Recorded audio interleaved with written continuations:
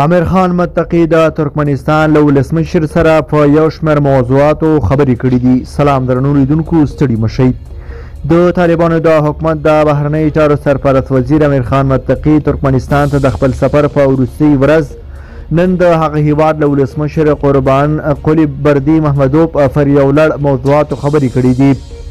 د دې وزارت مرستیال ویان حافظ ضیا احمد پنجشنبې په خپله ایکس پاڼه یا پخواني ټویټر کې لیکلي چې ښاغلي متقي په دې کتنه کې د ترکمنستان ولسمشر ته په افغانستان کې د امنیت، ثبات او د پانګونې او ټرانزیټ لپاره د نویو فرصتونو په اړه معلومات ورکړل. ښاغلي متقي چې د یوه پلاوي په مشرۍ د تېرې یکشنبې په ورځ د کب د میاشتې په شپږمه ترکمنستان ته تللی، تر اوسه د هغه هیواد له بېلابېلو چارواکو او د سوداګرۍ د چارو له یو شمېر مسؤلینو سره لیدنې کتنې کړي دي.